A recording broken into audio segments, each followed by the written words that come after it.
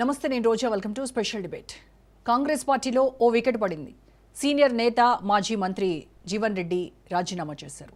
CM Revanth రెడ్డిని target చేస్తూ జీవన్ రెడ్డి కాంగ్రెస్ పార్టీపై ప్రశ్నల వర్షం కురిపించారు. పార్టీలో సీనియర్లకు అవమానాలకు గురవుతున్నారని ఆవేదన వ్యక్తం చేశారు. జగిత్యాల బీఆర్ఎస్ ఎమ్మెల్యే సంజయ్ రేవంత్ రెడ్డిని కలిసి 3 రంగుల జెండా కప్పుకున్నప్పటి నుంచే జీవన్ రెడ్డి రగిలిపోతున్నారు. తాజాగా మున్సిపల్ ఎలక్షన్స్లో తన వర్గానికి చైర్మన్ సీట్ ఇవ్వకపోవడంతో బర్స్ట్ అయ్యారు. నియోజకవర్గంలో ఎమ్మెల్యే మనుషులకు, రాష్ట్రంలో సీఎం మనుషులకు పదవులు దక్కుతున్నాయని జీవన్ రెడ్డి అటాక్ చేశారు. రాజ్యసభ సభ్యుడిగా వేం నరేందర్ రెడ్డిని ఎంపిక చేయడంపై విమర్శలు గుప్పిస్తూ రేవంత్ రెడ్డిని జీవన్ రెడ్డి డైరెక్ట్ అటాక్ చేశారు. పార్టీ జెండా మోసిన వారికి విలువ ఇవ్వటం లేదని మండిపడ్డారు. జీవన్ రెడ్డి కాంగ్రెస్ను వీడి బీఆర్ఎస్లో చేరడానికి ముహూర్తం ఫిక్స్ చేసుకున్నారు. ఎర్రవెల్లి ఫామ్ హౌస్లో కేసీఆర్ మాజీ మంత్రి జీవన్ రెడ్డికి గులాబీ కండువా కప్పనున్నారు. జీవన్ రెడ్డిలాగే పార్టీలో అవమానాలు ఎదుర్కొంటున్న నేతలు ఇంకా చాలా మంది ఉన్నారని, సమయం కోసం ఎదురు చూస్తున్నారని, మంత్రివర్గ విస్తరణ తర్వాత, పార్టీ నామినేటెడ్ పదవుల తర్వాత ఇలా ఒక్కో సందర్భాన్ని బట్టి కాంగ్రెస్ను వీడేందుకు కొంతమంది చూస్తున్నారని of the record talk.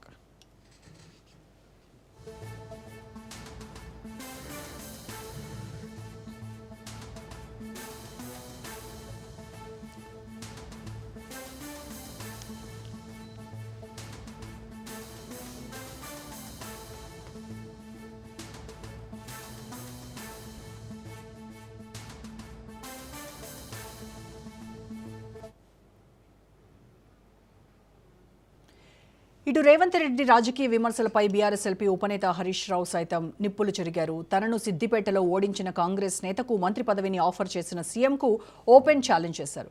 Siddipet గడ్డపై తనను ఓడించేందుకు ఎవరెవరినో పంపించే బదులు నేరుగా రేవంత్ రెడ్డి చేయాలని హరీష్ సవాల్ విసిరారు. 10 మంది ఎమ్మెల్యేలు పార్టీ మారారంటూ బీఆర్ఎస్ చేస్తున్న న్యాయ పోరాటం హైకోర్టుకు చేరింది.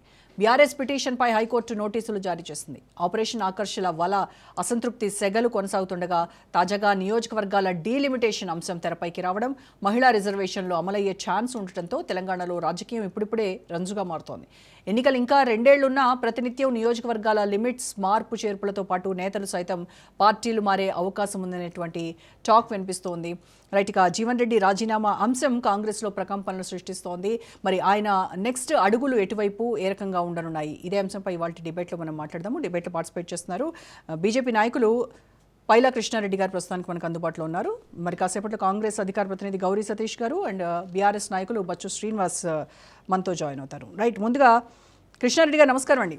నమస్కారం మేడం. ఎస్, బీఆర్ఎస్ నాయకులు కూడా జాయిన్ అయ్యారు. నమస్కారం అండి బచ్చు శ్రీనివాస్ గారు. నమస్తే అండి. నమస్తే. రైట్, శ్రీనివాస్ గారు, కాంగ్రెస్ సీనియర్ నేత, కరుడుగట్టిన కాంగ్రెస్ వాది, ఖట్టర్ కాంగ్రెస్ నాయకులు జీవన్ రెడ్డి రాజీనామా నిజంగా తెలంగాణలో ఒక రకమైనటువంటి వివాదము, అలాగే దీనిపైననే పెద్ద చర్చ రచ్చ నడుస్తోందనే చెప్పాలి. అయితే ఇది మేజర్గా కాంగ్రెస్కు డిసడ్వాంటేజ్, చాలా పెద్ద మైనస్ అని కొందరు చెప్తూ ఉన్నారు. అట్ ద సేమ్ టైం ఆయన అడుగులు బీఆర్ఎస్ వైపు మరి రేపో మాపో గులాబీ కండువా కప్పుకోనున్నారు అనేటువంటి ఇది కూడా కనిపిస్తూ ఉంది. ముహూర్తం కూడా ఖరారైందని. అయితే బీఆర్ఎస్లోకి వెళ్ళడం వల్ల బీఆర్ఎస్కు పెద్దగా ఒరిగేదేమి లేదు అని చెప్పేవాళ్ళు కూడా ఉన్నారు. ఇటు కాంగ్రెస్ను వేయటం వల్ల పెద్దగా కాంగ్రెస్కి పోయేదేమి లేదు అని అంటూనే ఖచ్చితంగా ఇది పెద్ద మైనస్ అని చెప్పేటువంటి వాదనలు కూడా ఉన్నాయి. సో ఏం చెప్తారు మీరు? మొట్టమొదట రాజ్ న్యూస్ వీక్షకులకు, మీకు అక్కడ ఉన్నటువంటి సహచర మిత్రులకు అందరు కూడా నమస్తే. రాజకీయాలలో రోజా గారు మీకు తెలియంది కాదు, ముఖ్యంగా మనం ఆంధ్రలో చూస్తుంటాం. అంటే ఒక వ్యక్తి, ఒక బీఆర్ఎస్ పార్టీ ప్రధాన నాయకుడు ఆ నియోజకవర్గంలో కాంగ్రెస్ పార్టీలోకి వెళ్తే తక్షణమే కాంగ్రెస్ లో ఉన్నటువంటి ప్రధాన నాయకుడు తన సమీప ప్రత్యర్థి పార్టీలోకి వెళ్ళడం అనేటువంటిది నేను తరచుగా ఇది ఆంధ్రలో చూసినటువంటి పరిస్థితి. కానీ తెలంగాణలో అట్లా కాకుండా మన ప్రభుత్వ హయాంలో కూడా పార్టీ మారిన సందర్భంలో కలిసి పనిచేసిన పరిస్థితులు అయితే చూసినాం. కానీ ఈ కాంగ్రెస్ పార్టీ అధికారంలోకి వచ్చిన తర్వాత 10 మంది ఎమ్మెల్యేలు పార్టీలోకి అభివృద్ధి కోసం కలిసిండ్రని, కలవలేదని, వచ్చిండ్రని, రాలేదని, పార్టీ మారి వారి పార్టీ అభ్యర్థుల కోసం, స్థానిక సంస్థల ఎన్నికల కోసం పనిచేసిన సందర్భంగా కూడా వారి కాంగ్రెస్ పార్టీ అభ్యర్థుల గెలుపు కోసం, ఎంపీ ఎలక్షన్ లో కాంగ్రెస్ పార్టీ అభ్యర్థుల గెలుపు కోసం పనిచేసిన సందర్భాలు మనం చూసినాం. అయినా కూడా స్పీకర్ గారికి ఉన్నటువంటి విచక్షణ అధికారాల దృష్ట్యా వారందరినీ కూడా ఇంకా బీఆర్ఎస్ పార్టీలోనే ఉన్నారని, బీఆర్ఎస్ పార్టీకి అనుబంధంగానే ఉన్నారని చూసినాం. అయితే ఇప్పుడు జగిత్యాల్లో జరుగుతున్నటువంటి పరిస్థితి ఏంటంటే, మనం కాంగ్రెస్ పార్టీ సంజయ్ కుమార్ గారు కాంగ్రెస్ పార్టీలో చేరినట్టు లేకపోతే అధికారికంగా ప్రకటించుకోకపోయినా అనధికారికంగా అధికారాన్ని కట్టబెట్టి అక్కడ ఉన్నటువంటి కాంగ్రెస్ పార్టీ అభ్యర్థుల గెలుపు కోసం, కాంగ్రెస్ పార్టీకి బీఫారాలు ఇచ్చే కార్యక్రమం కోసం కూడా డాక్టర్ సంజయ్ గారికి కాంగ్రెస్ తో కలిసి పనిచేసిండ్రు. అయితే వారికి సమాంతరంగా కాంగ్రెస్ పార్టీ నుంచి రెబల్ అభ్యర్థిగా, అంటే ప్రత్యర్థి అభ్యర్థిగా జీవన్ రెడ్డి గారు అధికారం పార్టీలోకి సంజయ్ గారు వెళ్ళినప్పటి నుంచి 2 సంవత్సరాలు పోరాడుతూనే ఉన్నారు. ఇక ఆయన పార్టీలో కొనసాగలేక, లేకపోతే సంజయ్ గారిని ఎదుర్కోలేక, వయసు రీత్యా కూడా ఆయన ఇప్పటికే చాలా ప్రయత్నాలు చేసింది. అయితే ఇక్కడ 2 అంశాలు. ఆత్మగౌరవం దృష్ట్యా ఆయన పదే పదే ఏమంటారంటే, భట్టి గారు లేకపోతే అదే విధంగా ముఖ్యమంత్రి రేవంత్ రెడ్డి గారు ఎంత కష్టపడ్డరో నేను శాసన మండలి సభ్యుడిగా బీఆర్ఎస్ కి వ్యతిరేకంగా అంతే కష్టపడ్డా, నాకు ఏ మంత్రి పదవి లేదు, అది కాకుండా స్థానికంగా కూడా నాకు ఉన్నటువంటి పలుకుబడిని తగ్గించే విధంగా పార్టీ నిర్ణయిస్తుంది కాబట్టి వారు పార్టీ మారాలనుకుంటున్నారు. వద్దని చెప్పి పిసిసి అధ్యక్షులు మహేష్ గౌడ్ గారు, వంశీచంద్ గారు ఏఐసిసి సెక్రటరీ, ఇట్లా చాలా మంది పెద్దలు ఆయన యొక్క నిర్ణయాన్ని వద్దని చెప్పే విధంగా అయితే వెళ్ళింది. మరి ఆ పార్టీ ఎప్పుడు కూడా ఏ పార్టీ అయినా వెళ్ళిపోతున్నటువంటి సందర్భంలో పార్టీకి కొంత నష్టం కలిగినా, కష్టం కలిగినా వెళ్ళిపోయే వ్యక్తి పట్ల చేసే వ్యాఖ్యలు ఇవే. మాకేం నష్టం లేదు, మాకేం ఇబ్బంది లేదు, కార్యకర్తలు మాతోనున్నారు, స్థానిక నాయకులంతా మాతోనే ఉన్నారు, కాంగ్రెసే గెలిచింది, ఇట్లాంటి మాటలు మాట్లాడుకుంటారు. అట్లనే నిజంగా వారు బీఆర్ఎస్ పార్టీలోకి వస్తే అధిష్టానం వారిని నిర్ణయం తీసుకుంటది, స్వాగతిస్తే ఖచ్చితంగా నేనేమంటా. కానీ మరి మీరే చెప్పారు కదా శ్రీనివాస్ గారు, ఇప్పుడు బీఆర్ఎస్ కు వ్యతిరేకంగా మండలిలో 5 ఏళ్ల పాటు ఒంటరి పోరాటం చేశాను, బీఆర్ఎస్ ను నానా తిప్పలు పెట్టాను, ఆయన ఒంటరిగా శాసన మండలిలో మిమ్మల్ని ఎదుర్కొన్నారు. మరి అదే వ్యక్తి ఈ రోజు మరి బీఆర్ఎస్ లోకి వస్తే మీరు సాధారణంగా ఆహ్వానం పలుకుతా ఉన్నారు, ఫైన్, బట్ మీ అధిష్టానానికి ఓకే, బట్ మీ క్యాడర్ లో ఎలాంటి ఫీల్డ్స్ వెళ్తాయి అని అంటారు? అంటే నిన్న మొన్నటి వరకు మనం కొట్టుకున్న వ్యక్తి ఇవాళ మళ్ళీ కలిసి పనిచేయాలి, పక్కన కూర్చొని మాట్లాడుకోవాలి, ఇది మళ్ళీ మీ పార్టీలో గ్రూప్ తగాదాలకి దారితీయదా? నేను అదే చెప్పొస్తున్నా మేడం. వాస్తవానికి ఏంటంటే అక్కడ బీఆర్ఎస్ పార్టీని పూర్తిగా సమన్వయపరిచి నాయకత్వం వహించినటువంటి డాక్టర్ సంజయ్ గారు ఈ రోజు బీఆర్ఎస్ పార్టీతో లేరు అనేటువంటిది అధికారికంగా బీఆర్ఎస్ పార్టీ నమ్ముతుంది.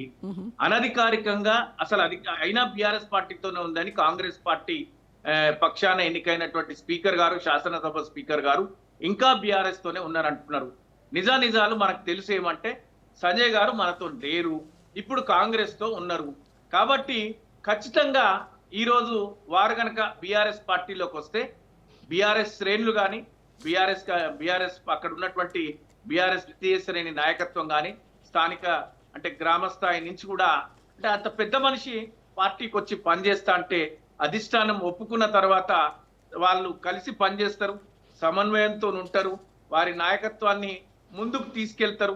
వారు ఇంకా జీవన్ రెడ్డి గారి గురించి పెద్దగా నేను very young in front of him, equal to his son. కాబట్టి వారి గురించి మనకు చెప్పేది ఏం లేదు. రాజకీయాల్లో ఇట్లాంటి పరిణామాలు సహజంగా జరుగుతూనే ఉంటాయి.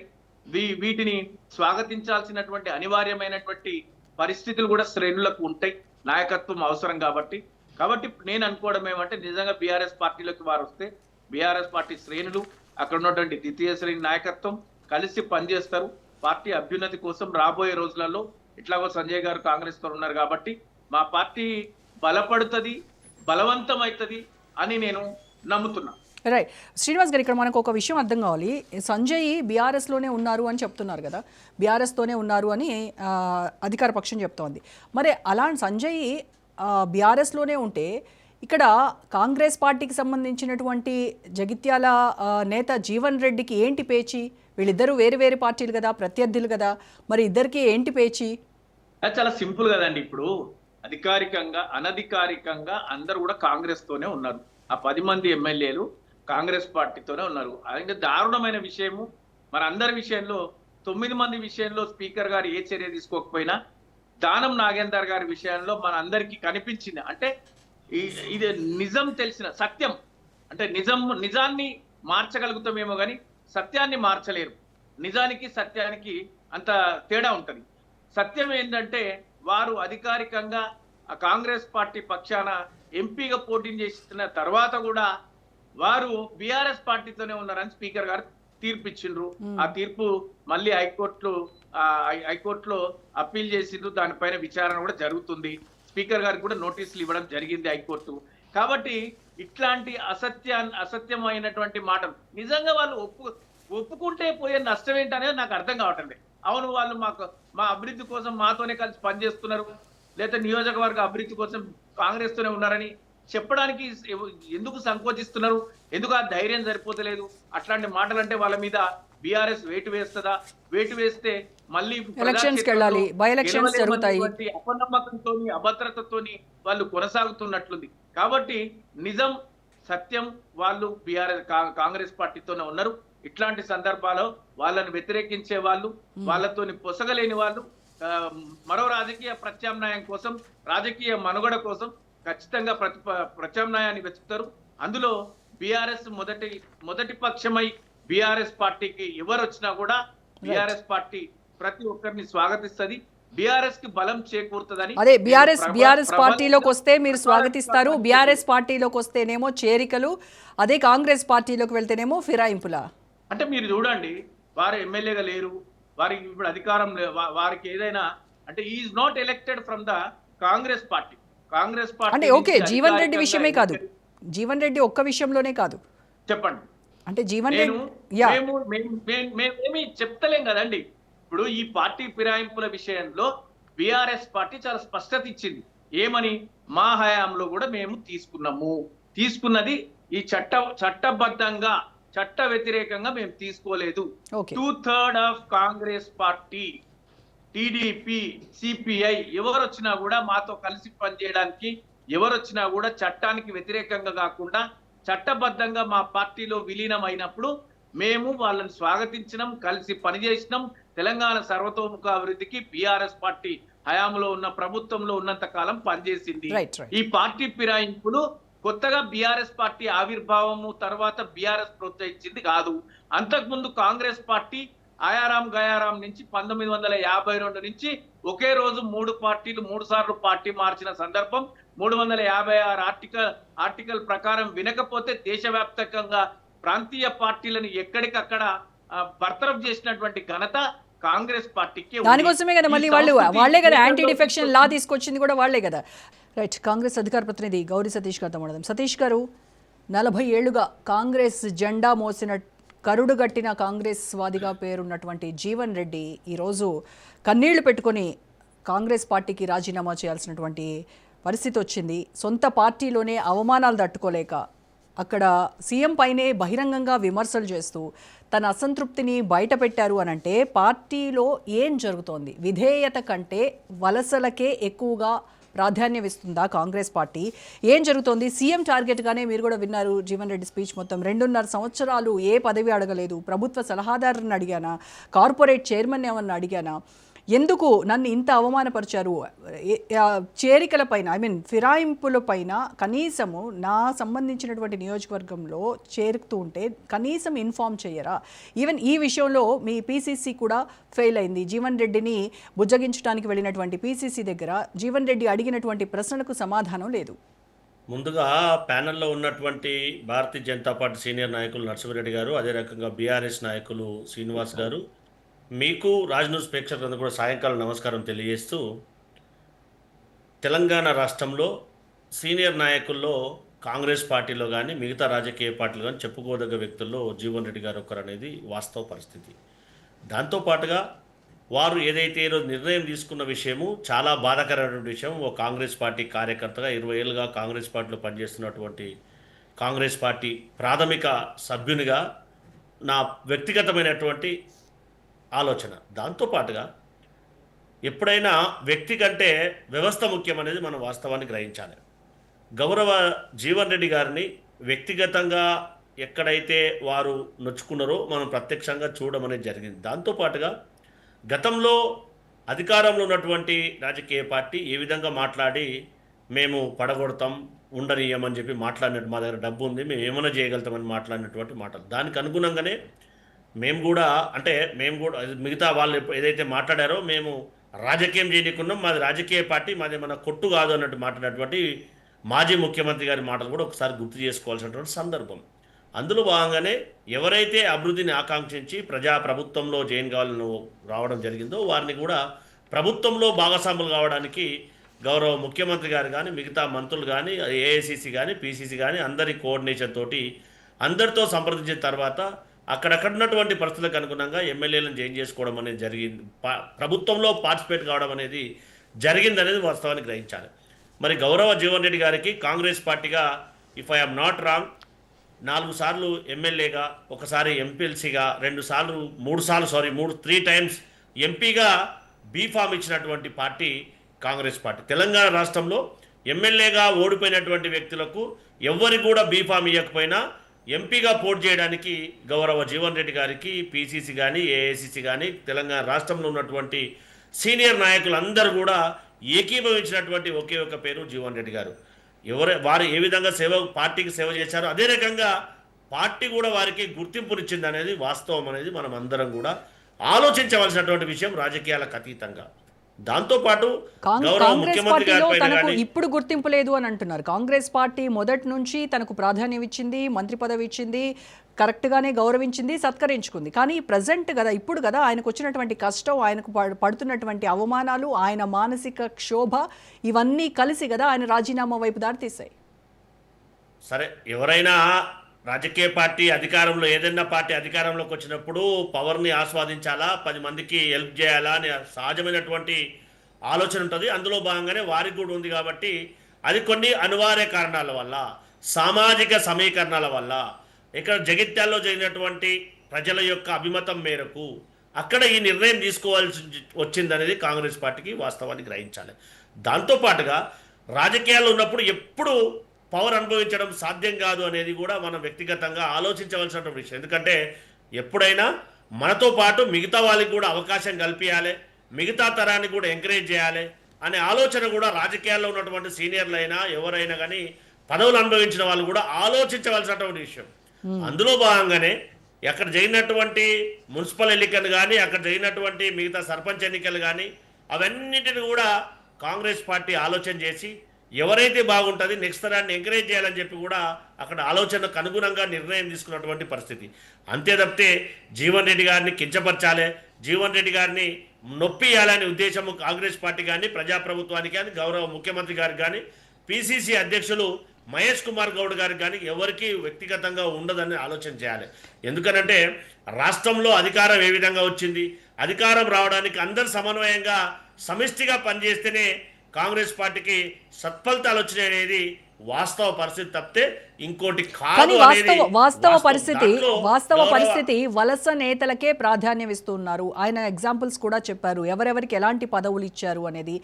దానిలో కోట్ చేస్తూ పోచారం శ్రీనివాసరెడ్డి ఎవరు, ఆయన ప్రభుత్వ సలహాదారా, ఆయనకున్నటువంటి అర్హత ఏంటి, ఆయన ఇప్పుడు ఇస్తున్నటువంటి సలహాల మేరకే రేవంత్ రెడ్డి నడుచుకుంటున్నాడా, వేం నరేందర్ రెడ్డి ఎవరు, ఆయన రాజ్యసభకు ఎంపిక చేయడానికి ఆయనకున్నటువంటి అర్హతలు ఏంటి, అంటే పార్టీలో ఉన్నటువంటి సీనియర్లు ఎవరు మీకు కనబడలేదా, చిన్నారెడ్డి కనబడలేదా, మధు యాష్కి కనబడలేదా, హనుమంతరావు కనబడలేదా, వీళ్ళందరినీ కాదని ఆయనకున్నటువంటి అర్హతలు ఏంటి, అంటే సీఎంకు అడుగులకు మడుగులెత్తేటువంటి అర్హత ఉంటే చాలు, అది మాత్రమే అందరం ఎక్కిస్తుంది అనేది జీవన్ రెడ్డి చేసినటువంటి ఆరోపణలు. సరే, వారి ఆరోపణ వారి వ్యక్తిగతమైనటువంటి విషయం. కాంగ్రెస్ పార్టీ ఎప్పుడు కూడా ఆ విధంగా ఆలోచన చేయలేదు. ఎందుకనంటే నేను 2 లైవ్ ఎగ్జాంపుల్ చెప్తాను మీకు. తెలంగాణ రాష్ట్రంలో ప్రజాప్రభుత్వం ఏర్పడిన తర్వాత 2 రాజ్యసభ సీట్లు ఇక్కడ వేకెంట్ అయినప్పుడు ఒకరు కాంగ్రెస్ సీనియర్ నాయకురాలు రేణుకా చౌదరి గారికి రాజ్యసభ సభ్యురాలుగా అవకాశం కల్పించారు. ఇంకోరికి కరడుగట్టినటువంటి కాంగ్రెస్ కుటుంబమైనటువంటి అంజన్ కుమార్ యాదవ్ గారి కొడుకు యూత్ కాంగ్రెస్ నుంచి, ఎన్ఎస్యూ నుంచి యూత్ కాంగ్రెస్ నేషనల్ సెక్రటరీ, దాంతోపాటు పార్టీకి ఎనలేని సేవ చేసినటువంటి వారినే రాజ్యసభ సభ్యులుగా గుర్తించింది, వారికి అవకాశం కల్పించినది కూడా ఆలోచన చేయాలి. ఇటీవల ఏదైతే ఏఐసిసి ఆదేశానుసారము ఇక్కడ ఉన్నటువంటి ప్రాతినిధ్యం అంతా కూడా 2 పేర్లు ప్రపోజ్ చేసినప్పుడు ఒకరు ఎన్నో సంవత్సరాలుగా ఈ కాంగ్రెస్ పార్టీకి లీగల్ సెల్కు సేవలు అందిస్తున్నటువంటి అభిషేక్ సింఘ్తో పాటుగా వేం నరేందర్ రెడ్డి గారిని అధికారంలో రావడానికి పిసిసి అధ్యక్షుల వారితో పాటు అప్పట్లో ఉన్నటువంటి రేవంత్ రెడ్డి గారితో పాటు పార్టీకి సేవ చేశారు కాబట్టి వారికి రాజ్యసభ సీట్ ఇచ్చారనేది వాస్తవాన్ని గ్రహించాలి. దాంతో పాటుగా మిగతా వారికి ఎక్కడ కూడా వలసలకు అధిక ప్రాధాన్యత ఇవ్వకుండా నామినల్గా కేటగిరైజ్గా చేసి, అంటే సీనియర్స్ అని ఇటీవల ఏదైనా రాజకీయ పార్టీ స్ట్రెంతన్ కావాలంటే మిగతా వారందరూ కూడా ఎవరైతే వస్తూ ఉంటారో వాళ్ళు కూడా వెల్కమ్ చెప్తూ వారందరినీ కూడా ఎక్కడైతే నామినేటెడ్ పోస్టులో కానీ ప్రభుత్వం నిర్ణయించవలసినటువంటి పదవుల్లో కానీ కాంగ్రెస్ పార్టీకి గతంలో నుంచి సేవలు అందించిన వారినే ఎన్నిక చేయాలని చెప్పి మా ఏఐసిసి జనరల్ సెక్రటరీ గారు, తెలంగాణ రాష్ట్ర వ్యవహారాల ఇన్ఛార్జ్ మీనాక్షి నటరాజన్ గారు, గౌరవ ముఖ్యమంత్రితో కానీ పిసిసి అధ్యక్షుల వారు కానీ ముగ్గురు కూడా కూర్చొని ఆలోచించి నిర్ణయాలు తీసుకుంటున్నటువంటి విషయం. అంతే తప్పితే సీనియర్ కాంగ్రెస్లకు కూడా ఎక్కడ కూడా అన్యాయం జరగదు. వారందరికీ కూడా సముచిత న్యాయం కల్పించడానికే కాంగ్రెస్ పార్టీ ప్రజాప్రభుత్వం ప్రయత్నం చేస్తుంది తప్పితే ఇంకో రకంగా వలసలకు ఎక్కడ కూడా ఎంకరేజ్ చేసే విధంగా, సరే కంపేర్ చేస్తే వెరీ వెరీ మైనర్ పర్సెంటేజ్ ఇతర పార్టీల నుంచి వచ్చినటువంటి వారికి కానీ పార్టీ అధికారంలోకి వచ్చిన తర్వాత ఇంకా స్ట్రెంతన్ కావాల్సినటువంటి అవసరం ఉంది కాబట్టి మిగతా వాళ్ళను కూడా ఎంకరేజ్ చేయడానికి ప్రయత్నం చేస్తుంది తప్పితే అత్యధికంగా కాంగ్రెస్ పార్టీకి పనిచేసినటువంటి వారికి మాత్రమే సముచితానం ప్రజాప్రభుత్వంలో కల్పిస్తుంది అనేది ఒకసారి ఆలోచన చేయాలి. గౌరవ చెన్నారెడ్డి గారిని కూడా క్యాబినెట్ ర్యాంక్ ఇచ్చి ఎక్కడ ప్రజా సమస్యలు పరిష్కరించడానికి వారు ఎప్పుడు వెన్నంటి ప్రజల వెంబడే ఉంటారు కాబట్టి వారు కూడా క్యాబినెట్ ర్యాంక్ ఇచ్చి ఆ పదవిని ఇచ్చినటువంటి పరిస్థితి కూడా గుర్తు చేసుకోవాల్సినటువంటి విషయం. సరే, అక్కడ అసెంబ్లీ ఎన్నికల దృష్ట్యా అక్కడ అనివార్య కారణాల వల్ల వారికి బీఫామ్ ఇచ్చి కొన్ని కారణాల చేత బ్యాగ్ తీసుకోవడం జరిగింది. కానీ తర్వాత కూడా వారికి క్యాబినెట్ ర్యాంక్ పదవినిచ్చి ఖచ్చితంగా ఈ తెలంగాణ రాష్ట్రంలో సమస్యలు పరిష్కరించడానికి ఒక వ్యక్తి కావాలి, వారికి సీనియర్ నాయకులు జీవన్ రెడ్డి గారు అయితే చిన్నారెడ్డి గారు అయితే బాగుంటుందని చెప్పి వారికి అవకాశం కల్పించినటువంటి ఘనత గౌరవ ముఖ్యమంత్రి గారిది, డిప్యూటీ సీఎం గారిది, ప్రజాప్రభుత్వం అనేది కూడా గుర్తు చేసుకోవాల్సినటువంటి సమయం. కానీ అదే చిన్నారెడ్డికి జరిగినటువంటి అవమానం, ఆయనకు ఉన్నటువంటి అనుభవం, సీనియారిటీ అవన్నీ కూడా పక్కన పెట్టేసి ఆయనకు టికెట్ ఇచ్చి క్యాన్సిల్ చేసినప్పుడు ఆయన ఆ రోజు ఆత్మహత్య చేసుకోవాలనుకున్నాను అని చెప్పారని ఈరోజు జీవన్ రెడ్డి చెప్తున్నారు. ఎస్, వారి యొక్క ప్రసంగంలో ప్రస్తావించారు. అందుకే నేను ఇందాక ప్రస్తావించినటువంటి విషయం మళ్ళొకసారి రిపీట్ చేస్తున్నా. వనపర్తిలో ఉన్నటువంటి ప్రత్యేక పరిస్థితుల కారణంగా అక్కడ ఎవరైతే బాగుంటారో ఇంకే అన్ని కోణాలుగా ఆలోచన చేసి అక్కడ వారికి బీఫామ్ ఇచ్చిన తర్వాత మళ్ళా ఏఐసిసి ఆదేశానుసారం పిసిసి సూచనల మేరకు అక్కడ నిర్ణయం జరిగినటువంటి మాట. తదనంతరం కూడా వారికి క్యాబినెట్ ర్యాంకు పదవినిచ్చి వారికి సంస్థానం కల్పించినటువంటి ఘనత ప్రజాప్రభుత్వాన్ని అనేది మనం కూడా వాస్తవాన్ని గ్రహించాలి. గౌరవ ముఖ్యమంత్రి గారు నిర్ణయం తీసుకుంటే పిసిసి గారి సూచన సలహాల మేరకు ఏఐసిసి ఆదేశానుసారము నిర్ణయం తీసుకుంటారు అనేది కూడా ఆలోచన చేయాలి కదా. మా జీవన్ రెడ్డి గారు పెద్దలు, ఒక పితృ సమానులు కాబట్టి ఖచ్చితంగా వారు అనుభవించారు కాబట్టి మిగతా వారిని కూడా రాజకీయాల్లో ఎదుగుదల కోసం ఆలోచించవలసి ఉండాల్సింది. కానీ వారు అనివార్య కారణాల వల్ల ఇన్ని రోజులు, అంటే ఇందాక చెప్పినట్టుగా 4 సార్లు ఎమ్మెల్యేగా, 3 సార్లు ఎంపీగా, ఒకసారి ఎమ్మెల్సీగా బీఫామ్ ద్వారా వారు కాంగ్రెస్ పార్టీ నుంచి గుర్తింపు పొంది ఎన్నికల్లో పోటీ చేసినటువంటి సందర్భాన్ని కూడా గుర్తు చేసుకోవాల్సిన సందర్భం. ఇందాక నేను చెప్పినట్టుగా ఈ రాజకీయ పార్టీల్లో వ్యక్తుల కంటే వ్యవస్థ ముఖ్యం. ఎందుకంటే అందరు కలిస్తేనే సమూహం కలిస్తేనే ఎన్నికల్లో గెలవడానికి అవకాశం ఉంటుంది అనేది అందరు తెలిసిన మాటనే. కాబట్టి ఖచ్చితంగా ప్రజాప్రభుత్వంలో కాంగ్రెస్ పార్టీ కుటుంబంలో పనిచేసినటువంటి వారికి మాత్రమే సముస్థానం కల్పిస్తుంది తప్పితే అక్కడక్కడ చిన్నగా అందరినీ కలుపుకొని పోవాల్సినటువంటి అవసరం ఉంటుంది. కాబట్టి అందరినీ సమన్వయం చేయాల్సినటువంటి అవసరం ఉంటుంది. కాబట్టి ఆ దిశగా గౌరవ ముఖ్యమంత్రి గారు, పిసిసి గారు, ఏఐసిసి ఆదేశానుసారం నిర్ణయాలు తీసుకుంటున్నారు తప్పితే ఇంకో రకంగా కాదు అనేది కూడా ఒక కాంగ్రెస్ పార్టీ కార్యకర్తగా నా యొక్క రైట్. సతీష్ గారు, ఎస్ రైట్. ఇక పైలా కృష్ణారెడ్డి గారితో మాట్లాడదాం. కృష్ణారెడ్డి గారు, రాష్ట్రంలో కాంగ్రెస్ వర్సెస్ బీఆర్ఎస్గా నడుస్తున్నటువంటి ఈ ఫిరాయింపులోను బీజేపీ ఎలా చూస్తోంది? ఎస్పెషల్లీ జీవన్ రెడ్డి విషయంలో కాంగ్రెస్ పార్టీలో ఆయనకు జరుగుతున్నటువంటి అవమానాలు, వీటన్నింటిపైన ఇప్పటికే బీజేపీ నేతలు బహిరంగంగానే మాట్లాడారు. ధర్మపురి అరవింద్ లాంటి వ్యక్తులు ఆయనకు మద్దతుగా నిలిచారు. అక్కడ ఖచ్చితంగా అంత అవమానం జరుగుతోంది జీవన్ రెడ్డికి, ఇది కరెక్ట్ కాదు కాంగ్రెస్కి అని కూడా ఆయన సూచించడం జరిగింది. సో ఎలా చూస్తోంది బీజేపీ? మేడం, ముందుగా రాజ్ న్యూస్ ప్రేక్షకులకు, మీకు, అలాగే ఈ చర్చా వేదికలో పాల్గొంటున్న వివిధ పార్టీల నాయకులందరికీ శుభ సాయంత్రం తెలియజేసుకుంటూ, ముఖ్యంగా జీవన్ రెడ్డి గారి అంశం అడిగారు కాబట్టి జీవన్ రెడ్డి గారిది ఏం జరిగినా కొన్ని రోజుల తర్వాత ఆయన చూసుకోవాల్సింది కానీ, జరుగుతున్న పరిణామాలను కానీ, జరుగుతున్న డెవలప్మెంట్ను కానీ అన్నిటిని బేరీజ్ వేసుకోవాల్సి ఉంటుంది. ఉదాహరణకు నేను ఒకటి చెప్పదలుచుకున్నా మేడం. మా కామారెడ్డి జిల్లాలోనే షబ్బీర్ అలీ అనే నాయకుడు ఉంటాడు. 9 సార్లు టికెట్ ఇస్తే ఆయన గెలిచింది 2 సార్లు. అది కూడా 1989లో సిపిఐ సిపిఎం తోటి పొత్తుతోటి గెలిచిండు. 2004లో టీఆర్ఎస్ పొత్తుతోటి గెలిచిండు. నియోజకవర్గాల నుంచి మార్చి పోటీ చేసిన ఆయన గెలిచే పరిస్థితి లేదు. ఇప్పటికీ కామారెడ్డిలో ఆయననే. అక్కడక్కడ షబ్బీర్ అలీ గారు చేస్తున్న రాజకీయం చెప్తా సీనియర్ నాయకులు, నేను జీవన్ రెడ్డి గారిని అని కాదు, కొత్త తరానికి అవకాశం ఇస్తలేరు. ఎంతసేపు సీనియర్స్ మేము మొదటి నుంచి ఉన్నాము, పార్టీకి కండవ వేసుకొని పని చేసినామని చెప్పేసి మేము సత్యంత వరకు పార్టీని పట్టుకొని ఉంటామంటారు. కొత్త తరగానికి అవకాశం లేకుండా చేస్తున్నారు. మా కమారెడ్డిలో నేను చూసింది కాబట్టి, నా కళ్ళారా చూసిన కాబట్టి నేను చెప్తున్నా. షబ్బీర్ అలీ గారు చేస్తున్న రాజకీయం ఏంటంటే, ఒక మండల్లో ఒక నాయకుడు ఉంటే, మండల స్థాయి నాయకుడు ఉంటే గదే ZPTC, MPP, marketing committee, society వరకే ఉంచుతాడు. అది దాటి ఈ 30 ఏళ్లలో ఒక క్యాండిడేట్ ను తీసుకురాలే. ఇక గ్రామ పంచాయతీలో ఉంటే సర్పంచ్ కానీ, ఎంపీటీసీ కానీ, ఉప సర్పంచ్ ఆడికే కట్ చేస్తాడు. ఇప్పటికీ మా కామారెడ్డి జిల్లాలో ఒక్క నామినేటెడ్ పోస్ట్ కానీ, కార్పొరేషన్ పోస్ట్ కానీ రాయకుండా చేసిన వ్యక్తి షబ్బీర్ అలీ గారు. వీళ్ళు ఏంటంటే మళ్ళీ నేను పార్టీని 30 ఏళ్ల నుంచి మోస్తున్నా, 40 ఏళ్ల నుంచి మోస్తున్నా అంటారు. కానీ పార్టీకి వీళ్ళ మూలంగా కొత్త క్యాడర్ ఎస్టాబ్లిష్ అవ్వట్లేదు. కొత్తగా పార్టీలో నాయకులను పుట్టుక రాణిస్తలేరు. ఎక్కడికక్కడ అనగదొక్కుతున్నారు. సీనియర్స్ అంటారు, వాళ్ళు చేసేదంతా బ్లాక్ మెయిలింగ్ రాజకీయాలు. ఎదగనియొద్దు. ఓడినా మేమే ఉండాలి, గెలిచినా మేమే ఉండాలి. ప్రతిపక్షాలు అక్కడ గెలిచినా మేమే అధికారం చెలాయించాలి. ఇలాంటి ఆలోచనతోటి కొంతమంది సీనియర్ నాయకులు చేస్తున్న వ్యవహారాలతోటి ఇలాంటి అంశాలు రావడం జరుగుతుంది. ఇంకొక అంశము, ఏ పార్టీలో ఎవరున్నా ఎవరు పోయినా పార్టీలకు జరిగే నష్టము ఏమీ లేదు మేడం. ఎందుకంటే నేను వాస్తవం మాట్లాడుతున్నాను, ఒక పార్టీ వ్యక్తికి కాదు, ఒక సమాజంలో చూస్తున్న విధానాన్ని బట్టి మాట్లాడుతున్నాను. ఏ పార్టీ నాయకుడు కానీ పార్టీ సిద్ధాంతాన్ని నమ్మి పార్టీకి అనుగుణంగా పనిచేస్తున్న నాయకులు లేరు. నేను ఆ పార్టీలో చేరతా, ఈ పార్టీలో చేరతా, క్యాడర్ కూడా ఒక నాయకుడు ఇంత ముందు ఒక పార్టీ నుంచి ఒక పార్టీ నాయకుడు పెద్ద నాయకుడు మారుతున్నాడంటే ఒక 500 మందో 1000 మందో పార్టీ మారుతుండే. నియోజకవర్గాలలోనో జిల్లా హెడ్ క్వార్టర్లోనో మీటింగ్ పెద్ద సభ పెడితే ఒక 10-20 వేల మందితోటి నాయకులు జాయిన్ అవుతుండే. ఏ రకంగా 10-20 వేల మందితో వాళ్ళ బల ప్రదర్శన చూపించుకుంటూ పక్క పార్టీలో జాయిన్ అవుతే పార్టీకి నష్టం లేకపోవచ్చు, ఉండొచ్చు మీరు చెప్పినట్టుగా. బట్ ఇక్కడ ప్రజల ఓటు హక్కుకు ఇస్తున్నటువంటి విలువ ఎంత?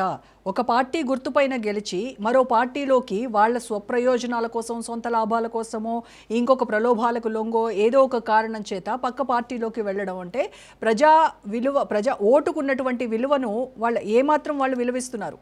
ఇవాళ ప్రజాస్వామ్యంలో మనం ప్రజాస్వామ్యం అనే ఒక పదం వాడతాం. కానీ ప్రజాస్వామ్యంలో ప్రజల చేత ఎన్నుకోబడ్డ నాయకునికి ఏ ఒక్క నాయకునికి కూడా విలువ లేకుండా పోయింది. ఎందుకంటే ప్రజలు ఇచ్చిన తీర్పును గౌరవించే నాయకుడు లేడు. అందుకనే ప్రజలు నాయకులను విశ్వసించట్లేదు. మనం ఫస్ట్గా అక్కడి నుంచి మాట్లాడదాం. ఇప్పుడు నేను చెప్తాను, 10-20 వేల మందితోటి జాయిన్ అయ్యే క్యాండిడేట్లు ఇవాళ పార్టీ కార్యాలయానికి వచ్చేసి పార్టీ అధ్యక్షుని దగ్గర ఏదో అక్కడ ఇక్కడ కూలీనాలియో లేదంటే కొంత డబ్బులు ఇచ్చి బండి ఒక క్యాండిడేట్కు 300 రూపాయలు వేరు బిర్యానీలు పెట్టి వెహికల్లు పెట్టి పార్టీ కార్యాలయానికి వచ్చి 50-100 మందితోటి జాయిన్ అవుతున్నారు. అంటే ఇక్కడ ప్రజలకు విశ్వాసం లేదు. నాయకుడు పార్టీ మారుతుంటే క్యాడర్కు కూడా విశ్వాసం లేదు. ఏ నాయకుడు పార్టీ మారినా వారి స్వప్రయోజనాలకు తప్ప ప్రజలకు ఉపయోగపడే విధంగానో, ప్రజా సమస్యల గురించి మాట్లాడే విధంగానో పార్టీలు మారుతున్నాడు అనేది లేదు. ఇవాళ అక్కడి నుంచి ఇక్కడ వస్తున్నారు, ఇక్కడి నుంచి అక్కడ వస్తున్నారు. ఇవాళ బీఆర్ఎస్ నాయకులకు మంచి అవకాశం వచ్చినుండే, వాళ్ళ గొంతులో మెలక్కాయబడ్డది. వాళ్ళు స్టార్ట్ చేసింది వీళ్ళు కంటిన్యూ చేశారు. పార్టీ ఫిరాయింపుల వ్యవహారాన్ని వాళ్ళు ఒకరు 2-3 నుంచి స్టార్ట్ చేసి, కానీ ఇది ఫిరాయింపు అవ్వదు, ఇది ఫిరాయింపు కాదు, రాజ్యాంగబద్ధమైనటువంటి పదవిలో లేరు కాబట్టి ఇది ఫిరాయింపులు అవ్వరు అని అంటున్నారు కదా. నేను అక్కడికి వస్తాను మేడం. ఎందుకంటే ఇప్పుడు ఈ వ్యవహారం అంతా స్టార్ట్ అయింది ఏంటంటే పార్టీ మారిన విద్యాసాగర్ గురించి. అక్కడి నుంచి జీవన్ రెడ్డి గారు అసంతృప్తికి లోనవ్వడము, నేను కట్టేగాలదాకా నేను అంటే వ్యక్తిగతంగా జీవన్ రెడ్డి గారిని అభిమానిస్తా. ఆయన 30 సంవత్సరాలు 40 సంవత్సరాలు ప్రజాసేవ చేసిండు. అది గొప్పగా ఉన్నది. కానీ కొత్త తరానికి అవకాశం ఇచ్చే విధంగా ఉండాలి.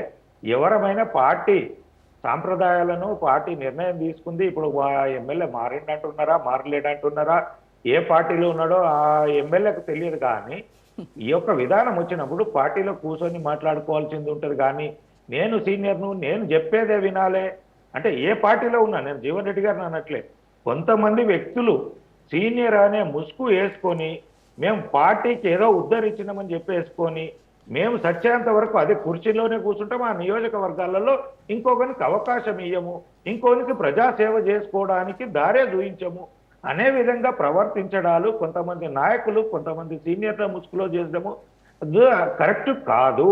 మరి మన మీ తరం మీ మీ అయిపోయింది. పార్టీలో బీజేపీలో కూడా సీనియారిటీకే ప్రయారిటీ ఇస్తారు కదా. మేడము సీనియారిటీకి అనేది 2-3 రకాలుగా ఉంటుంది మేడం. ఇక్కడ సీనియర్ అనేది మా ఇంట్లో కూడా మా నాన్న ఉంటాడు, మా అమ్మ ఉంటుంది, అందరు ఉంటారు. ఈ రోజు నేను చేతికొచ్చిన తర్వాత, నాకు బాధ్యతలు ఇచ్చిన తర్వాత నాకు సలహాలు సూచనలు ఇస్తారు. ఏది చేస్తో ఏమంచో, ఏది చేయకపోతే మంచిదో, ఎక్కడికి పోతే ఏం జరుగుతుంది ఏందనేది వాళ్ళ అనుభవంతో చెప్తారు. దాని ప్రకారం నేను పనిచేస్తా. కానీ నేనే చేస్తా సత్యంత వరకు. నువ్వు పెళ్ళి అయినా, నీకు పిల్లలైనా నేను చెప్పినట్టే నీ పిల్లలు నడవాలి, నేను చెప్పినట్టే నువ్వు ఉద్యోగం చేయాలి, నేను చెప్పినప్పుడే నువ్వు బయటకు పోవాలి, నేను చెప్పినప్పుడే రావాలనేది మా నాన్నగారు అంటే పరిస్థితి ఎలా ఉంటుంది? మరి అప్పుడు ఏజ్ లిమిట్ తీసుకొచ్చేయండి, ఏజ్ లిమిట్ తీసుకొచ్చేయండి, దాన్ని చట్టం చేయండి. ఏజ్ లిమిట్ తీసుకొచ్చి పలానా ఇంత ఇదే కట్ ఆఫ్, ఇంత దీని తర్వాత ఎమ్మెల్యే లేదు, ఎంపీ లేదు, అది బెస్ట్ కదా. అది జరగాలి అనేది అందరం కోరుకోవాల్సిందే మేడం. ప్రతి దాంట్లో కూడా ఒక రిటైర్మెంట్ అనేది ఉంది. ఇప్పుడు వ్యవసాయం చేసే వాళ్ళకు కూడా 60 సంవత్సరాలు దాటిన తర్వాత పెన్షన్ ఇస్తున్నాము, అవునా కదా. 58-60 సంవత్సరాలు ఉద్యోగులు చేసిన వాళ్ళకు రిటైర్మెంట్ ఇస్తున్నాము. ఇప్పుడు ఇప్పుడు ఒక్క పొలిటికల్గానే రిటైర్మెంట్ అనేది లేదు. ఓడిపోయిన తర్వాత నా రిటైర్మెంట్ తీసుకుంటారా అంటే అది లేదు. 4 సార్లు ఓడిపోయినా, 5 సార్లు ఓడిపోయినా, 6 సార్లు ఓడిపోయినా, ఇక 9 సార్లు 9 సార్లు పోటీ చేస్తే 7 సార్లు వెళ్ళిన కూడా దొంగచాటుగా పదవి తీసుకొచ్చుకొని మళ్ళా నియోజకవర్గంలో గెలిచే ఎమ్మెల్యేకు ప్రోటోకాల్ లేకుండా పనులు చేస్తుంటే ఈ వ్యవస్థను ఎవరు బాగు చేయాలి? వ్యవస్థను బాగు చేయాల్సిన వాళ్ళే తప్పు చేసుకుంటూ కూర్చుంటే, సీఎం దగ్గరికి వెళ్ళి కూర్చుంటే ఈ ప్రతి ఒక్కరు తప్పు చేసుకుంటున్నారు. ఎందుకంటే తెల్ల షర్ట్లు వేసుకొని నీతి వాక్యాలు చెప్పుకోవడము, రాత్రి కాగానే మనం చేసేది అన్నిటికీ నలుగురికి కనబడతలేదు అనుకొని ప్రవర్తన చేస్తుంటే ఇందులో ఎవరికెవరు చెప్పుకునే పరిస్థితిలో లేదు. ఇది ప్రజలను మారాలంటున్నాం కానీ ప్రజలు మారాల్సింది కాదు. పార్టీలు మారాలి, పార్టీ విధానాలు మారాలి. పార్టీ ఒక సిద్ధాంత ప్రకారం ఏదైతే గైడ్ లైన్స్ ఉందో పార్టీ సిద్ధాంతాన్ని ఇంప్లిమెంట్ చేస్తే ఇక్కడ నాయకులు సిద్ధాంత ప్రకారంగా పనిచేస్తారు, క్యాడర్ కూడా పనిచేస్తుంది, ప్రజలకు కూడా సౌకర్యవంతంగా ఉంటుంది. ఏ పార్టీ అయినా ఏ సిద్ధాంతం కొద్ది పనిచేస్తుంది, ఏ సమయంలో ఎవరు అధికారంలోకి వస్తే మాకు అనుకూలంగా ఉంటుంది అనేది ప్రజలు నిర్ణయించుకోగలుగుతారు. కానీ ఇవాళ గెలిచిన ఎమ్మెల్యే ఏ పార్టీలో ఉంటాడో తెలియకుండా అవుతుంది. అసలు ఏ పార్టీలో ఉన్నాడో చెప్పుకోలేని పరిస్థితుల్లో గెలిచిన ఎమ్మెల్యే ఉంటున్నాడు. ఇది అందరికీ దౌర్భాగ్యమైన పరిస్థితి. ఏంటంటే ఇవాళ ఉన్న ప్రభుత్వం చేస్తున్నది తప్పే, గత ప్రభుత్వం చేసింది తప్పే.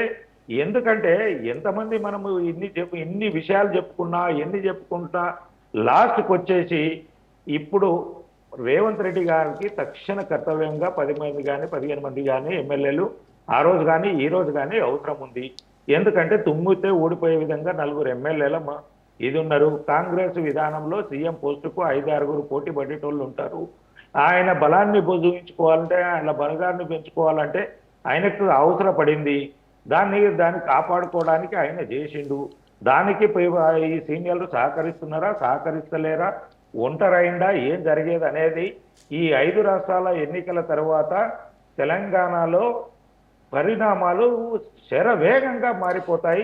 కృష్ణారెడ్డి గారు ఒక విషయం చెప్పండి, ఫైనల్గా ఒక విషయం చెప్పండి. ఇప్పుడు తెలంగాణలో ఒక సంప్రదాయం మొదలైంది. అదేంటంటే గెలిచిన పార్టీ ఒకటి, ఉండేటువంటి పార్టీ ఇంకోటి, ఈ రకంగా నడుస్తూ ఉంది సంప్రదాయం చూస్తున్నాం. అయితే ఇప్పుడు జీవన్ రెడ్డి బీఆర్ఎస్ వైపు చూస్తున్నారు అనేది మనందరికీ తేటతెల్లం అవుతుంది. కొద్ది రోజుల్లోనే ఆయన జాయిన్ అవుతున్నారు అనేది. ఆయనతో పాటుగా ఇది జస్ట్ స్టార్టింగ్ మాత్రమే జీవన్ రెడ్డిది. మరికొంతమంది జీవన్ రెడ్డి లాగే పార్టీలో అవమానాలు ఎదుర్కొంటున్న వాళ్ళు చాలా మంది ఉన్నారు. మంత్రివర్గ విస్తరణ తర్వాత కావచ్చు, కార్పొరేషన్ చైర్మన్ల అనౌన్స్మెంట్ తర్వాత కావచ్చు, మరికొంతమంది బీఆర్ఎస్ బాట పడతారు ఖచ్చితంగా అని బీఆర్ఎస్ చెప్తుంది. మరి వీళ్ళందరూ కూడా ఎందుకు బీజేపీ వైపు చూడట్లేదు? బీజేపీని ఒక ఆప్షన్గా ఎందుకు తీసుకోవట్లేదు? మేడము, బీజేపీలో ఫస్ట్ పాయింట్ మీరు ఎప్పుడైనా గుర్తుంచుకోండి, బీజేపీ ఒక సిద్ధాంతపరంగా పనిచేస్తుంది. బీజేపీలో ఎందుకంటే రాత్రి పార్టీలు మారినర్లకు పదవులు ఇవ్వరు. బీజేపీలో 24 hours పనిచేయాలి. ఇప్పుడు మేము ఒక ప్రోగ్రామ్ ఇస్తే 15 days ప్రోగ్రామ్ ఉంటుంది మేడం, గవర్నమెంట్ ఉద్యోగస్తులకు కూడా ఉండదు. మా బీజేపీలో ఒక క్రమశిక్షణ సిద్ధాంతం కొట్టి పనిచేయాలి. పార్టీకి పనిచేసి పదవులు అడగాలి. ఇందులోకి రాగానే రాత్రికి రాపి లాబింగ్ చేసుకుంటాము, పదవులు కావాలి. ఫస్ట్ రాగానే మేము ముందు సీట్లో కూర్చుంటాము, లేదంటే స్టేజ్ ఎక్కి కూర్చుంటామంటే బీజేపీలో ఎంత పెద్ద వేరే పార్టీలో ఎంత పెద్ద పొజిషన్లో ఉండి వచ్చి పని చేసిందే కానీ బీజేపీలోకి వచ్చిన తర్వాత మా పార్టీలో సంస్థాగతంగా పనిచేయాల్సిందే. పార్టీ సిద్ధాంతాన్ని అర్థం చేసుకోవాలి, పార్టీ ఐడియాలజీని అర్థం చేసుకున్న తర్వాతనే పార్టీ వాళ్ళకు ఎలివేషన్ ఇవ్వడం జరుగుతుంది. అలా అన్ని తెలుసుకోలేక పార్టీలోకి వచ్చి మేము ఏదో చేసేస్తాము, మేము ఆ పార్టీలో అట్లా చేసినాము, ఈ పార్టీలు ఇట్లా చేసినాము, ఆ పార్టీలో మేము ఇంత గొప్పగా ఉండే ఈ పార్టీలోకి వచ్చిన తర్వాత నన్ను కింద కూర్చుండబెడుతుంది అంటే ఈ బీజేపీలో ఒక లైనప్ ఉంటుంది మేడం. ఆ లైనప్ దాటి ఎంత పెద్ద నాయకులైనా ఆ క్రమశిక్షణకు పాటించాల్సిందే. అది అర్థం చేసుకున్న నాయకులే బీజేపీలో సస్టైన్ అవుతారు, నిలదొక్కుకోగలుగుతారు, ఒక సిద్ధాంత పరంగా పోగలుగుతారు. కానీ లేకుండా నేను బీజేపీకి ఏదో చేసేస్తారు, నాకు ఇంత కేడర్ ఉంది, అంత కేడర్ ఉంది, నేను ఆ సామాజిక వర్గంలో ఇంత పెద్ద మనిషిని, నేను ఇంత చేసిన అనుకునే వ్యక్తులకు బీజేపీలో కొంత స్థానం తక్కువ ఉంటుంది. స్థానం అని కాదు కానీ ఏదున్నా పార్టీ సంస్థాగతంగా పని చేయాల్సిందే. ఎంత పెద్ద నాయకుడైనా సంస్థాగతంగా పని చేయకుండా నేను ఇంత ఎలివేషన్ కావాలనుకుంటే కనుక బీజేపీలో కొద్ది కష్టము. మా బీజేపీ ఐడియాలజీని కనుక అర్థం చేసుకొని దాని పార్టీలోకి వస్తే కనుక వాళ్ళకు రాబోయే రోజులలో మంచి ఫ్యూచరు భవిష్యత్తు ఉంటుంది. ప్రతి ఒక్కరికి అవకాశము ఏదో విధంగా కల్పిస్తుంది బీజేపీలో. మీరు చూడండి, ఇప్పుడు వచ్చిన పదవులన్నీ కూడా బీజేవైఎం ఏబీవీపీలో చేసిన వాళ్ళే జిల్లా ఇన్ఛార్జీలు వచ్చిన అధికారులు ఇంకా కొంతమంది నాయకులకు వచ్చిన. రైట్ అండి. శ్రీనివాస్ గారు, ఎస్, కాంగ్రెస్లో ఉన్నటువంటి అంతర్గత విభేదాలను బీఆర్ఎస్ రాజకీయంగా తనకు అనుకూలంగా మలుచుకుంటోంది. జీవన్ రెడ్డికి ఆ కోణంలోనే స్వాగతం పలుకుతున్నారు. జీవన్ రెడ్డితో పాటు మరికొంతమంది కూడా లైన్లో ఉన్నారు. వాళ్ళందరికీ కూడా ఆశ్రయం ఇవ్వడానికి బీఆర్ఎస్ పార్టీ సిద్ధంగా ఉంది అనేది. అంటే నిజంగానే మీరు రాజకీయంగా దాన్ని ఆసరాగా తీసుకొని ఇలాంటి డెసిషన్ తీసుకుంటోందా బీఆర్ఎస్? ఏంటి? డెఫినెట్గా మేడం, అదే మాది రాజకీయ పార్టీ. మేము ఖచ్చితంగా ఎదుటివారి బలహీనతనే మన బలం కదా. చాణక్య నీతి అది ఒకరు వచ్చి మన పార్టీలో జాయిన్ అవుతాం, పార్టీ కోసం పనిచేస్తాం, పార్టీని అధికారంలోకి తీసుకురావడానికి మేము పనిచేస్తామంటే పార్టీ ఎందుకు ఉపేక్షిస్తుంది? ఖచ్చితంగా స్వాగతిస్తుంది, వాళ్ళని అకామిడేట్ చేసుకుంటుంది, అవకాశాలు కల్పిస్తుంది. డెఫినెట్ గా అది ఖచ్చితంగా అధికారంలో ఉన్న పార్టీని బలహీనపరచడానికి చేసే మొదటి ఎత్తుగడ కదా. అంతిమంగా మేము అధికారంలో ఉండాలని కోరుకుంటాం, ప్రజలకు మంచి పరిపాలన అందించడం, అలాంటి పరిపాలన మళ్ళీ రావాలని కోరుకుంటాం. ఈరోజు చూడండి, తెలంగాణలో ఏ విధమైనటువంటి దుష్పరిపాలన జరుగుతుంది. అసలు సంక్షేమం కానీ, అభివృద్ధి కానీ, లేకపోతే రిఫార్మ్స్ కానీ ఏమైనా కొత్తగా జరిగిందా? ఏం జరగలే. గత బడ్జెట్లో కేటాయించినటువంటి నిధులు ఖర్చు చేయలే. ఈసారి బడ్జెట్ను మరింత పెంచిరు. ఎందుకండి 2047, 2050, 2060 అనేటువంటి ప్రణాళికలు వేసుకుంటున్నారు వాళ్ళు. నేను అంటున్నా 2026లో మీరు చక్కగా పనిచేయండి. హైదరాబాద్ నగరాన్ని మురికి నగరంగా తయారు చేసిండ్రు. ప్యాచ్లు నిన్న అసెంబ్లీలో స్వయాన ఎమ్మెల్యేలు మంత్రులు వాళ్ళ సమాధానాలు ప్రశ్నలకు అంటే వాళ్ళ పార్టీ ఎమ్మెల్యేలే అడుగుతున్నారు, మా దగ్గర అంతా మురికిమయం అయిపోయింది, చెత్త ఎత్తలేదు, గుంతలు ప్యాచ్ వర్క్ చేస్తలేరు. ఇట్లాంటి పరిస్థితులలో తెలంగాణ వ్యాప్తంగా ఉన్నటువంటి ప్రజలందరూ కూడా ప్రతి సందర్భంలో ఒక యూరియాకు, ఒక రుణమాఫీకి, ఒక రైతు బంధుకు, లేకపోతే ఒక కేసీఆర్ కిట్, ఇట్లాంటి ఎన్నో మేము తీసుకొచ్చినాం. వీటన్నిటిని విస్మరించింది కదా ఈ ప్రభుత్వం. పైసలు లేవు, ఖజానా ఖాళీ అని. ఈరోజు రిటైర్మెంట్ ఎంప్లాయీస్ బెనిఫిట్స్ ఇవ్వలేక చనిపోతున్నటువంటి తీరు, ఇట్లా అధ్వాన్నమైనటువంటి పరిపాలన జరుగుతున్నటువంటి కాంగ్రెస్ హయాం నుంచి అతి త్వరగా విముక్తి పొందింపడానికి ఏ ప్రయత్నమైనా చేస్తాం. అది మన తెలంగాణ రావడానికి అప్పుడు కేసీఆర్ గారు అంటుండే, కుష్టి రోగినైనా గొంగలి పురుగునైనా ముద్దు పెట్టుకుంటామని. అదే విధంగా తిరిగి అధికారంలోకి రావడానికి కాంగ్రెస్ వ్యతిరేకులందరినీ చేరదీస్తాం, బలంగా మరొకసారి ప్రజాక్షేత్రంలోకి వెళ్తాం, వాళ్ళు చేసిన తప్పులను ప్రజల ముందు ఉంచుతాం. అది definitely it is a chance to the BRS party, అందులో ఎట్లాంటి సందేహం లేదు. We welcome them. ఇట్లాంటి పరిస్థితుల్లో ఇప్పుడు కృష్ణారెడ్డి గారు అంటున్నారు మిత్రులు, భారతీయ జనతా పార్టీ ప్రత్యేకించి గంగా ఏం పవిత్రంగా లేదు. ఒకప్పుడు గంగా నది పవిత్రంగా ఉండేది. అట్లాంటి గంగా నదిని కూడా పవిత్రం చేయడం కోసం నిధులు కేటాయించింది భారతీయ జనతా పార్టీ ప్రభుత్వాలు. అట్లనే భారతీయ జనతా పార్టీ ఈ దేశవ్యాప్తంగా ఎన్నో ప్రభుత్వాలను కూల్చివేసింది. రాత్రికి రాత్రి ఒక్క ఎమ్మెల్యే ఉంటే కూడా కూల్చివేసింది. ఎంతో మంది రాజ్యసభ సభ్యుల మీద, వివిధ రాజకీయ పార్టీల నుంచి ఎన్నికైనటువంటి వాళ్ళ మీద ఈ ఐటీ, ఈడీ, సిబిఐ పేరిట దేశవ్యాప్తంగా అందరికి మరకలంటించి వాళ్ళందరినీ తమ పార్టీలో జాయిన్ చేసుకొని వాళ్ళందరినీ పునీతులను చేసింది. అట్లాంటి గొప్ప రాజకీయ పార్టీ భారతీయ జనతా పార్టీ. ఒక్క మాట వారితో నేను ఏకీభవిస్తా. కాంగ్రెస్ కంటే కొంత ఒక హైరార్కీ, ఒక సిద్ధాంత పరంగా ఈరోజు మతం పేరిట ఒక సిద్ధాంతాన్ని ఏర్పాటు చేసుకుంది, రాముణ్ణి ఓన్ చేసుకుంది. ఆ దిశగా ఆ పార్టీ ముందు అగ్రభాగాన ఉండి ఓట్లు ఎక్కువ వేసుకొని అధికారంలో కొనసాగుతున్న మాట మాత్రం వాస్తవం. ఇందులో ఎట్లాంటి సందేహం లేదు. శ్రీనివాస్ గారు, మీరు అన్నారు కదా ఖచ్చితంగా మేము స్వాగతిస్తాము, వి వెల్కమ్ దెమ్ అని చెప్పారు కదా. కుష్ఠరోగినైనా వాళ్ళనైనా ముద్దు పెట్టుకుంటాం, మేము స్వాగతిస్తామని చెప్తున్నారు. మరి ఇప్పుడు ఇక్కడ ఇదే కాంగ్రెస్ పార్టీ చేసింది కదా, మరి అది తప్పు అయినప్పుడు మరి ఇప్పుడు మీ దగ్గరకు వచ్చేటువంటి నెక్స్ట్ ఈ మంత్రివర్గ విస్తరణ తర్వాత చాలామంది ఎమ్మెల్యేలు, అసంతృప్త ఎమ్మెల్యేలు అందరూ కూడా బీఆర్ఎస్ వైపు చూస్తారు అని మీ నేతలే చెప్తా ఉన్నారు కదా.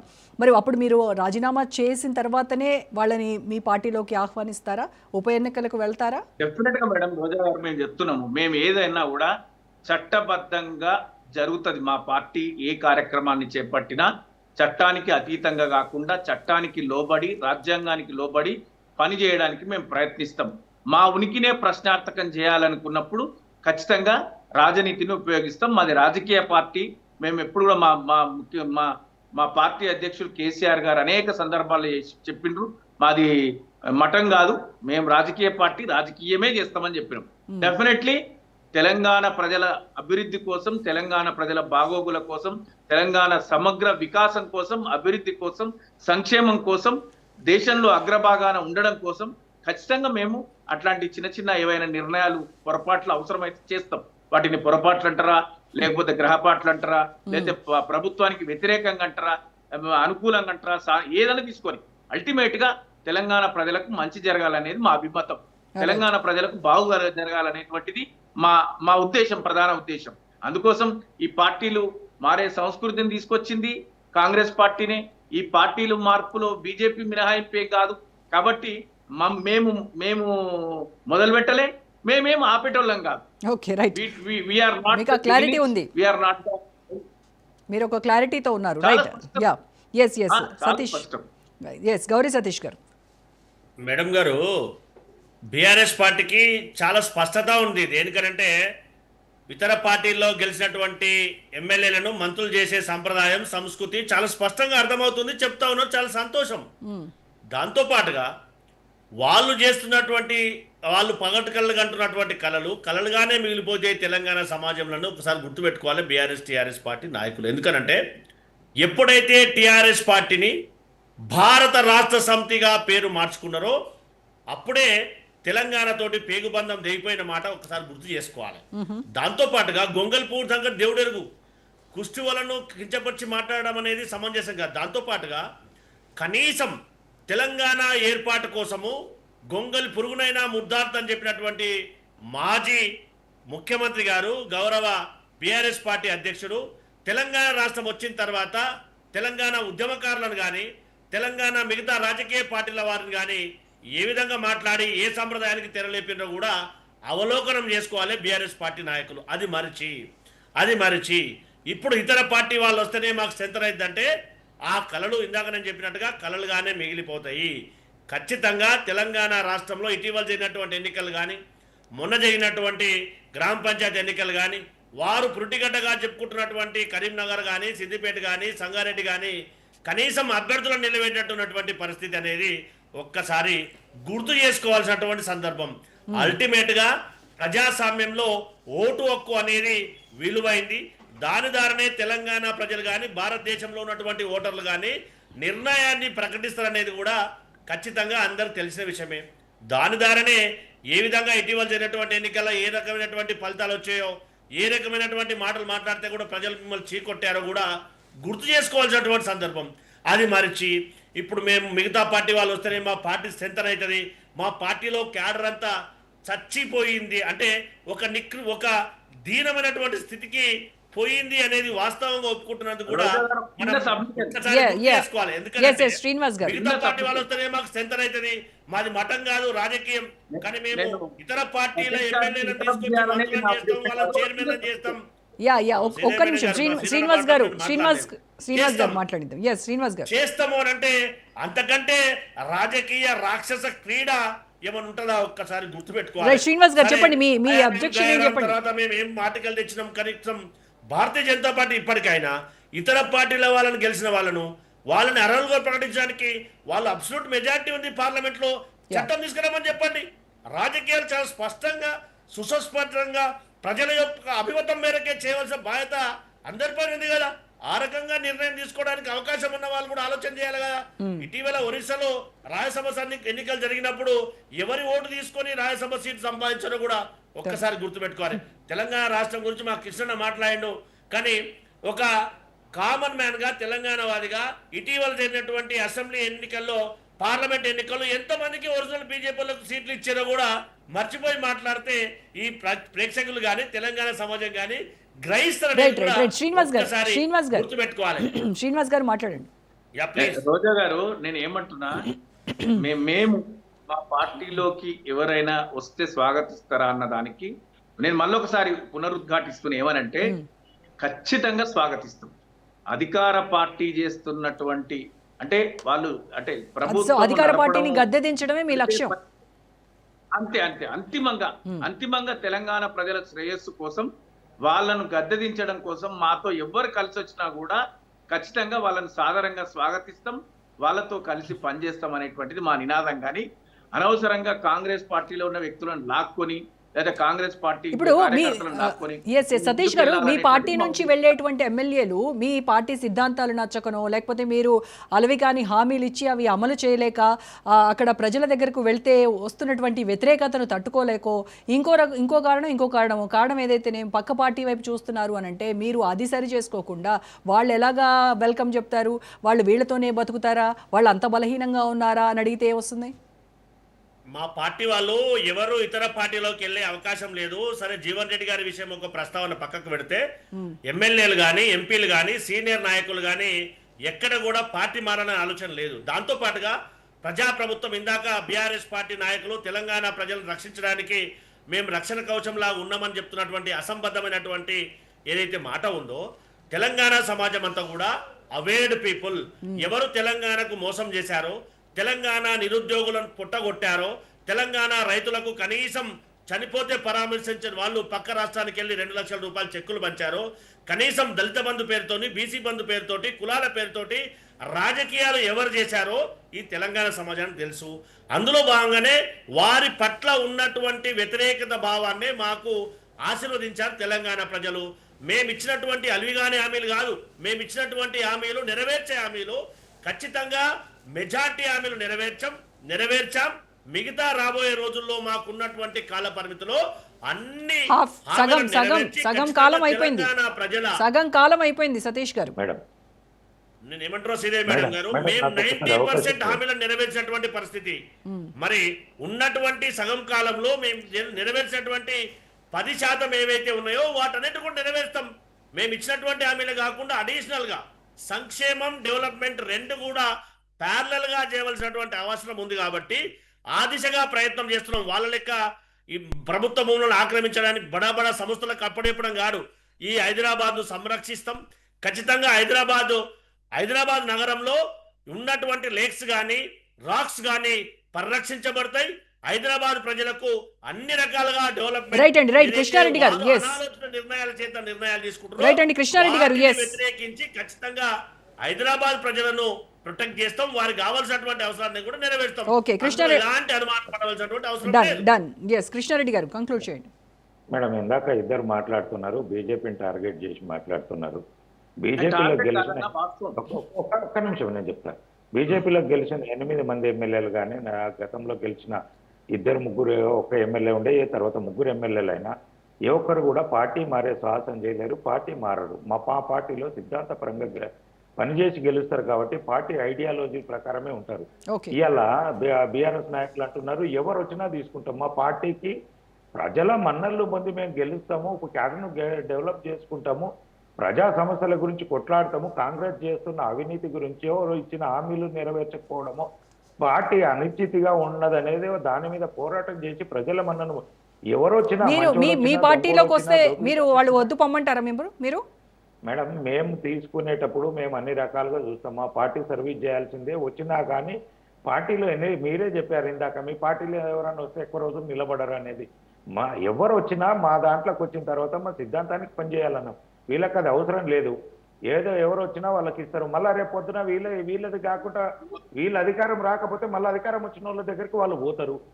అది ఒక ప్రాపర్గా సిద్ధాంతపరంగా లేదు. ఇప్పటికైనా టీఆర్ఎస్ కానీ కాంగ్రెస్ పార్టీ కానీ ఇప్పుడు సంస్థాగతంగా ఆలోచన చేసుకోవాలి. వాళ్ళు వస్తే మా పార్టీ చింతన అవుతుంది, వీళ్ళు వస్తే చింతన అవుతుంది అని కాదు.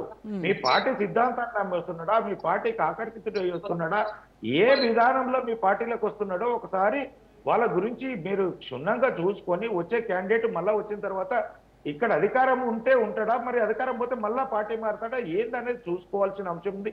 ఇది ఒకటి కాదు, అన్ని పార్టీలు కూడా చూసుకోవాల్సిన అంశం ఉంటుంది. కానీ మనం తీసుకుంటాము, మనం డెవలప్ అవుతాము, వాళ్ళను అనగదొక్తామని కాదు. ప్రజా అవసరాలు ఉన్నాయి, ఇప్పుడు ప్రజలు ఎదుర్కొంటున్న సమస్యలు ఉన్నాయి, వాటి మీద బీఆర్ఎస్ పోరాడుతుందని చెప్పలేకుండా వాళ్ళు వస్తే తీసుకుంటాము, వీళ్ళు వస్తే తీసుకుంటాము, ఆ కాంగ్రెస్ లో దోపిడీదారుడు వస్తే ఆడ పదవి రాకపోతే ఈడికి వస్తే మా దగ్గరకు వస్తే ఇస్తాం, మా దగ్గర రాకపోతే ఆడికి పోతే మళ్ళీ వాళ్ళు ఇస్తారు. ఇదే కానీ ప్రజల గురించి ఆలోచన అనేది లేకుండా పోతే ఎంతకన్నా ఎన్ని రోజులు మీ అధికార దాహం గురించి కొట్లాడతారు, ఎన్ని రోజులు అధికార దాహం గురించి ఆలోచన చేస్తారు? ఒకసారి ప్రజల గురించి ఆలోచన చేయండి, ప్రజా సమస్యల గురించి కొట్లాడతాము. తెలంగాణలో విపరీతమైన సమస్యలు ఉన్నాయి. ఇది ఒకటే కాదు, పెండింగ్ ప్రాజెక్టుల పరిస్థితి ఏంది, ఆ పెండింగ్ ప్రాజెక్టుల గురించి కొట్లాడుతూ అవన్నిటి గురించి చేసుకుంటే కనుక తెలంగాణ ముందుకెళ్తుంది. అంతే తప్ప మనము దోపిడీకి ఇక్కడికి అక్కడికి ఇక్కడ జంపిలెగ్గులకు ప్రోత్సహించే విధంగా ఏ పార్టీ కూడా రావద్దు. రైట్ అండి, okay, thank you so much. Thank you అండి కృష్ణారెడ్డి గారు, శ్రీనివాస్ గారు, సతీష్ గారు, థ్యాంక్ యూ అండి. రైట్, ఇది వాళ్ళ special debate. Stay tune to Raj news.